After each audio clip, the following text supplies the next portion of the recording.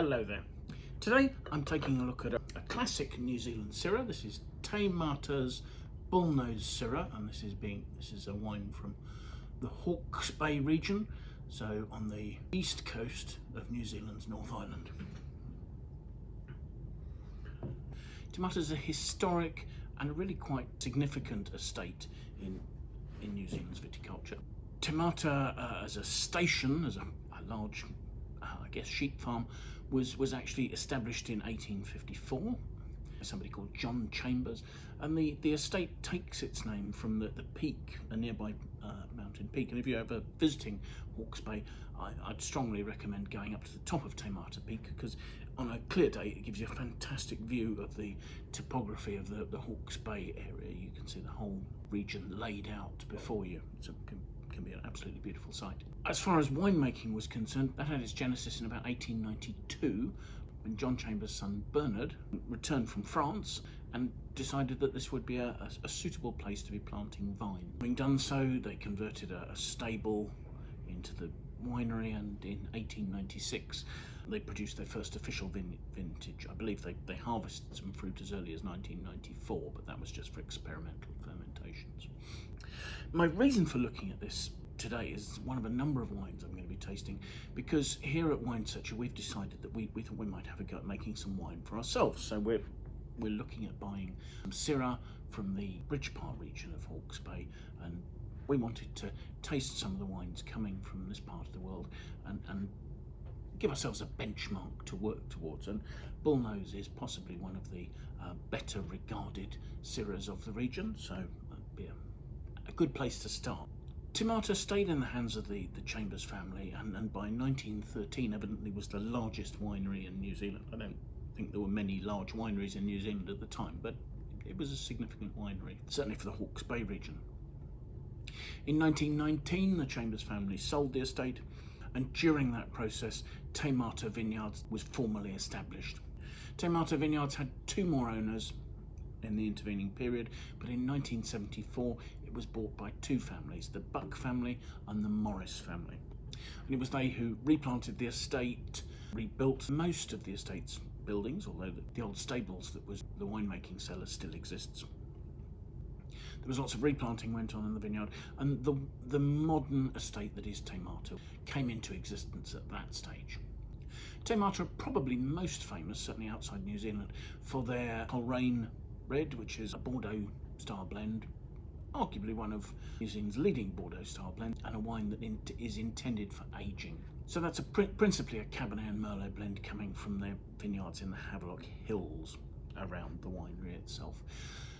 These days Te Mata also have vineyard on the Woodthorpe Terraces, which is where the largest area of vineyards are. They also have a couple of vineyards in the Bridgepart Triangle. They were one of the first producers to sort of see the potential of Bridgepart for quality winemaking, and most recently they bought vineyards on the Gimlet Gravels. Bullnose is primarily from the Bridgepart region, but more recently they have begun to use some fruit from the Gimlet Gravels in the blend. The name Bullnose appears to be some sort of nickname.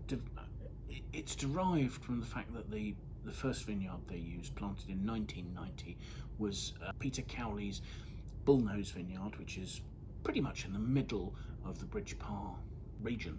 The joke being that a Morris Cowley is an old sort of car with a quite distinctive hood, thus was known as a bull-nosed Morris. And in fact the Bullnose here on the label that you can just see there, that the symbol there comes off the hood of the Bullnose Morris. And that's in relation to Peter Cowley, the owner's name. So as I say, the Bullnose vineyard was planted in 1990, and that's where this originally came from. Although the vineyard wasn't entirely planted to Syrah. In fact, there are 7 different varieties going on there, both whites and reds.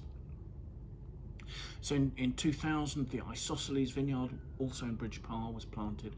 Again, that had a spread of different varieties. I think there's 6 varieties planted in the Isosceles vineyard, but Syrah was one of those. They're both 15-hectare vineyards. More recently, the Hotspur vineyard is one of 2 vineyards that the company has purchased in the Gimlet Gravels region, and that now supplies fruit that goes into the Bullnose blend. The two regions are in many ways very similar.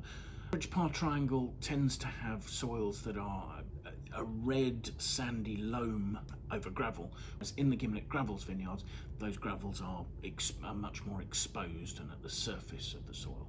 Bridge Parr is generally reckoned to be pretty much the warmest part of the Hawke's Bay region, and all Timata's vineyards are farmed sustainably according to New Zealand's sustainable wine growing regulations.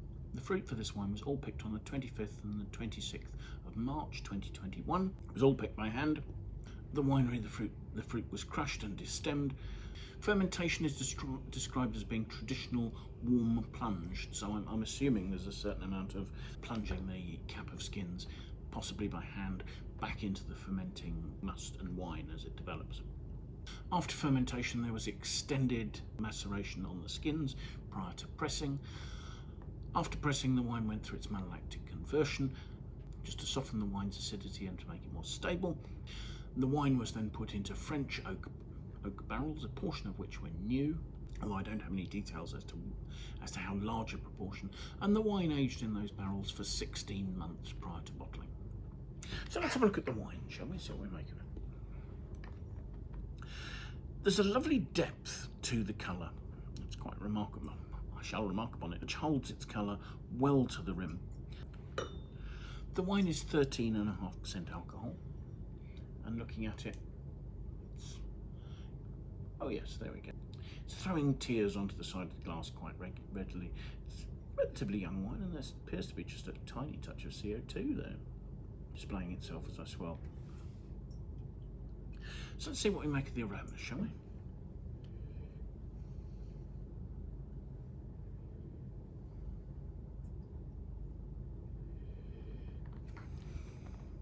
There's a lovely intensity of very classic Syrah fruit with some real elegance.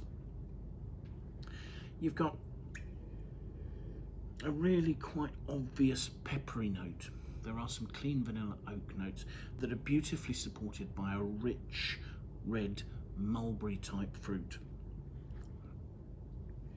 which has lovely ripeness and intensity. There are notes in the aromas of very classic for Syrah, smoky bacon, that sort of quite meaty sort of note, quite lovely complex, fairly savoury notes. And it is a lovely counterpointing between the sort of the juicy, ripe fruit, which is lovely and lifted, and these more savoury, meaty, peppery notes there. A very classic style of aroma for a Syrah. So it's for taste.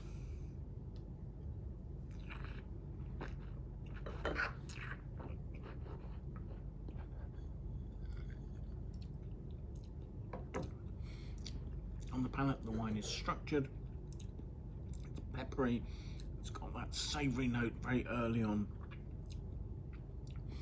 and there's a wonderful mouth-watering combination between very fine grainy tannins, which have this cedary note, and the acidity. And the acidity is really peaking up the spiciness in the tannins, giving a very mouth-watering, juicy aspect to the whole thing. And behind that mouth-watering, juicy note, that's where that sort of slight note of meatiness, of bacon, perhaps a hint of sort of fatty bacon rind as well. There's a lovely complexity, there's plenty going on there. And yes, in with that, at the very finish, there's a peppery note as well. I mean, I don't think I would be surprised if in a blind tasting one was to think that this had come from a good appellation in the Northern Rhone. It's got good concentration, it's got lovely complexity, the structure is excellent, the alcohol very nicely in balance with the fruit. It doesn't particularly stand out. There's just the slightest amount of warmth, I suppose, is just lifting the pepperiness at the end, but it's not overbearing whatsoever, and a freshness that keeps the wine lively to the end without necessarily making the fruit incredibly juicy. There's still that sort of very savoury note right to the finish, which actually, given the rather sort of vibrant, juicy fruit aromas, is a little bit of a surprise. And I think at this stage of the wine's development, the fruit's a little bit closed on the palate, and it will open up again with time. I certainly find the wine interesting. and it's a wine I'd like to be able to return to in the future and see how it develops. So thank you very much for watching. I hope you've enjoyed the tasting. If you have, do please press the like button, that would be fantastic. Do leave your comments, we'd love to hear your feedback. Do sign up and follow us, it would be great to have your support here. And if you have friends who you think might be interested in watching the tasting, do please forward it to them, that would be very much appreciated. Thanks again for your time, and I do hope you'll be able to join us again for another tasting in the very near future. Bye for now.